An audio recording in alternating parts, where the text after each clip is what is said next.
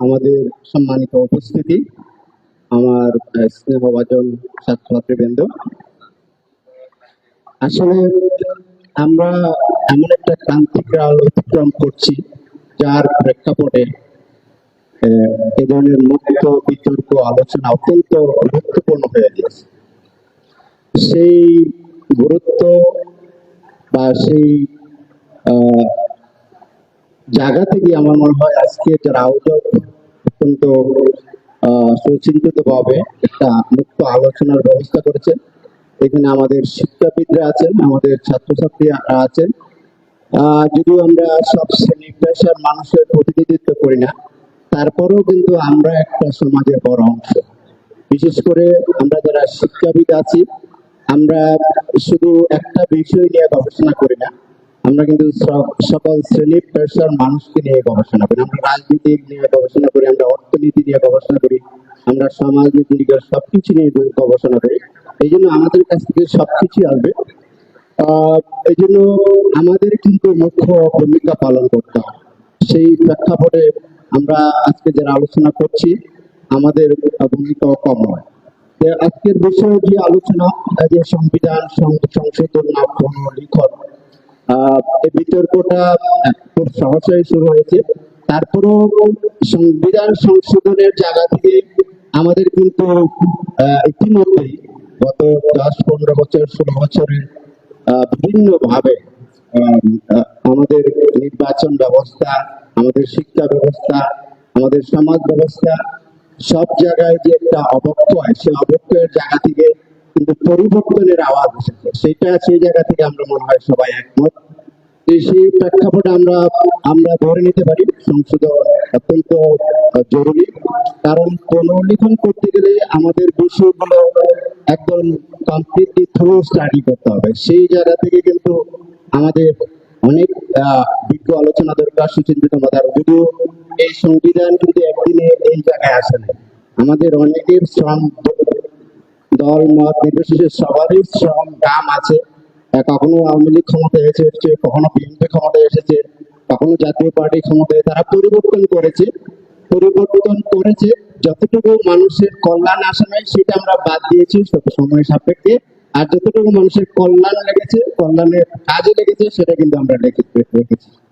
সেই জায়গা থেকে আমরা যে বিষয়টা আমরা দেখলাম যে অনেক গণতন্ত্র পরিপুষ্ট প্রতিষ্ঠার জন্য দীর্ঘ আন্দোলন সংগ্রামের পর, বিশেষ করে 91-এর পরে যে আমাদের যে সংসদীয় পদ্ধতি চালু হলো, সে তারপর যে আমাদের তত্ত্বাবধায়ক সরকার ব্যবস্থা চালু হলো, সেই ব্যবস্থাটা যদিও চলে আসছিল দীর্ঘদিন, সামান্য ত্রুটি প্রস্তুতি ছিল, তারপরেও একটা নির্দিষ্ট মহল, একটা দলের লোক বা মতের লোক ভাবছে যে না, সংসদীয় ব্যবস্থা আমাদের জন্য, আমাদের যে তত্ত্বাবধায়ক ব্যবস্থা, নির্বাচিত অনির্বাচিতদের হাতে ক্ষমতাটা আমাদের জন্য বেশি দিন আমাদের জন্য সুখকর না।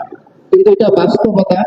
কিছু সময়ের যদি আমরা অনির্বাচিতের জন্য ক্ষমতা না রাখি, সম্প্রতি আপনারা দেখেছেন যে আমরা আমাদের যে নির্বাচন কমিশনার সদ্য পদত্যাগ যিনি করেছেন, উনি পদত্যাগ করার আগে কিন্তু উনি বলেছেন যে যদি নির্দলীয় নিরপেক্ষ সরকার অধীনে নির্বাচন না হয়, তাহলে কিন্তু আমাদের পক্ষে এই চেয়ারে বসে যে যাকে নির্বাচন কমিশনার বসান না কেন হিসাবে, এখানে কিন্তু সুষ্ঠু নির্বাচন সম্ভব নয়। এই বাস্তবতাটা কিন্তু সর্বশেষ উনি স্বীকার করে গেছেন। যখন উনি দায়িত্বে ছিলেন, সেই জায়গায় তখন যদি এই কথাটা বলতেন, আমাদের জন্য আজকে এই 24-এর এই গণঅভ্যুত্থানে আমাদের যে হাজারো শিক্ষার্থী আত্মাহুতি দিয়েছে, এখান থেকে হয়তো আমরা একটু মুক্ত পেতে পারতাম। তারপরও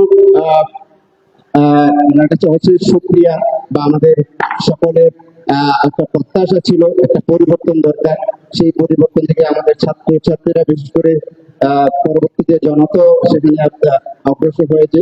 সবার আত্মাহুতিতে আমরা আবার একটা পরিবর্তিত পরিস্থিতি পেয়েছি, এবং এখানে কিন্তু একটা সুযোগ দিয়েছে আমরা সংবিধান সংশোধন করার, এবং কতগুলো মৌলিক বিষয়ে আমার মনে হয় সেই জায়গায় আমরা একাত্মতা চলে আসতে পারবো।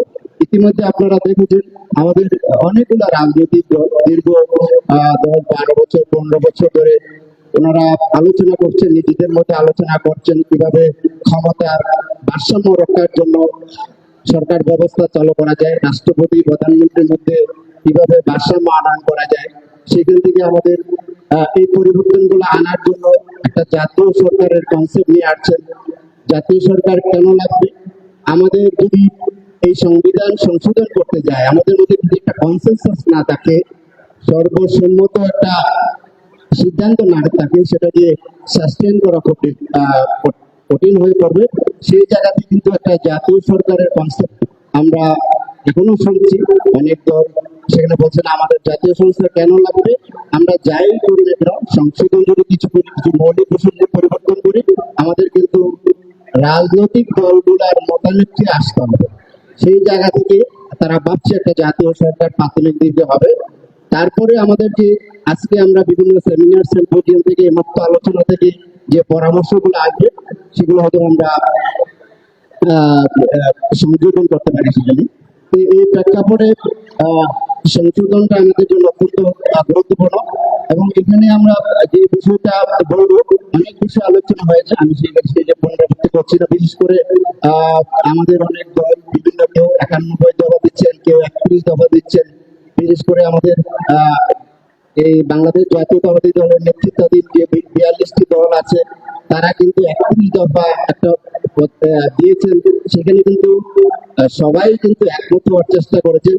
এই 31 দফা যদি বাস্তবায়ন করি, আমার মনে হয় আমাদের সকল শ্রেণী পেশার মানুষের যে প্রত্যাশা, সেই প্রত্যাশা অনেকটাই পূরণ হবে।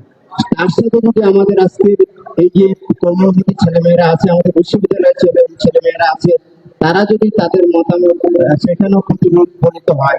বর্তমানে অন্তর্বর্তীকালীন সরকার আছে, আমার মনে হয় ওনারা কিছু সংস্কার করবেন। সেই সংস্কারের ক্ষেত্রে রাজনৈতিক দলগুলোর মতামত নেওয়া যেমন জরুরি। আমাদের যে ছাত্রছাত্রী আছে, যারা এই আন্দোলনটাকে, যারা এই পরিবর্তনটাকে সমূহ যোদ্ধা হিসেবে থেকে আমাদের জন্য একটা সংস্কারের জায়গায় নিয়ে এসেছেন, তাদের মতামত 1 মিনিটের মধ্যে শেষ করুন প্লিজ, 1 মিনিটের মধ্যে। তাদের মতামতটা যদি তারা যদি সংযোজন করেন, তাহলে আমাদের মনে হয় যে পরিবর্তনগুলো আসবে সংবিধানে, সেগুলো সাস্টেন করবে। আমি বিশেষ করে বর্তমান তত্ত্বাবধায়ক সরকার ইতিমধ্যে কিছু সংস্কার কমিশন গঠন করেছেন, দেখেছেন আপনারা। এই জায়গায় যদি আমাদের এই সংবিধান সংস্কার বা সংশোধন কমিশন করেন, সেখানে রাজনৈতিক দলগুলোর যেমন মতামত দেওয়া দরকার, আমাদের যে বিভিন্ন বিশেষ করে আমাদের শিক্ষার্থী যারা আছে, তাদেরও মতামতটা যদি ওনারা নেন বিভিন্ন মহল থেকে, সেটা আমাদের পাবলিক বিশ্ববিদ্যালয় অনেকগুলো ওয়ার্ড আছে, সেখানে আমাদের এমএ জেনারেল বিশ্ববিদ্যালয় আছে, বিজ্ঞান ও প্রযুক্তি বিশ্ববিদ্যালয় আছে, সবার যদি মতামত দেন, তাহলে তাদের যে পরিবর্তনটা, যেটা মৌলিক পরিবর্তন যদি কিছু করতে চান, সেটা কিন্তু সাস্টেন করবে। আরেকটা বিষয় আমরা বলবো, যদিও আমি সংবিধান বিশেষজ্ঞ নয়, আমাদের ডিন স্যার আছেন এখানে, আমাদের ভ্রমণ আছেন, সবাই সংবিধান নিয়ে কথা বলবেন। তারপরেও আমরা যেহেতু সমাজেরই অংশ, যে আমাদের সর্বশেষ আমি যেটা বলতে চাই, যে আমাদের সংবিধানের অনেকগুলো বিষয় আছে, দিক আছে। একটা অত্যন্ত গুরুত্বপূর্ণ দিক, সেটা হলো আমাদের পরিবেশ এবং জীববৈচিত্র্য সংরক্ষণ। সেই জায়গা থেকে আমরা দেখি, আমরা বলছি একটা নদী একটা জীবন্ত সত্তা, সেখানে যে জীববৈচিত্র্য আছে তাদেরকে বাঁচিয়ে রাখার জন্য মানুষের জীবনটা যেমন মূল্যবান, আমাদের প্রকৃতিতে যারা আছে তাদের জীবনটা কত মূল্যবান, সেটা উদ্ভিদ হোক প্রাণী হোক, সবার জীবনে কিন্তু অত্যন্ত মূল্যবান। সেই পরিবেশ সংরক্ষণের জন্য আমাদের কিছু সুনির্দিষ্ট আইন আছে, বিধিবিধান আছে, কিন্তু সেটা কিন্তু একেবারেই আমরা বলবো ব্রিটিশ ধারণার বা আমাদের যে ভারতীয় উপমহাদেশের ধারণার মধ্যে আছে। কিন্তু সেই ল দিয়ে, আইন দিয়ে আমরা কিন্তু আমাদের কাঙ্ক্ষিত প্রত্যাশা বা কার্যকর কোনো কিছু করার আমরা সুযোগ পাচ্ছি না। সেই জায়গায় আমার মনে হয় যে আমাদের জীববৈচিত্র্য এবং পরিবেশ সংরক্ষণে আমরা যদি আমাদের সংবিধানে একটা বিশেষ গুরুত্ব, যদি আপনারা দেখেছেন আমাদের এক উপদেষ্টা বলেছেন যে আমরা আমাদের নদীকে বাঁচাবো, আমরা বিলকে বাঁচাবো, এবং এই জায়গা থেকে ওনারা কিছু সংস্কার আনবেন। এই বিষয়গুলো কিন্তু আমাদের নজরে দিতে হবে। সবাই ভালো থাকবেন, সুস্থ থাকবেন, আমাদের এই মুক্ত আলোচনা চলতে থাকুক। একসময় হয়তো আমরা একটা সুন্দর সমাধান পাবো। সবার মঙ্গল কামনা করছি। আসসালামু আলাইকুম।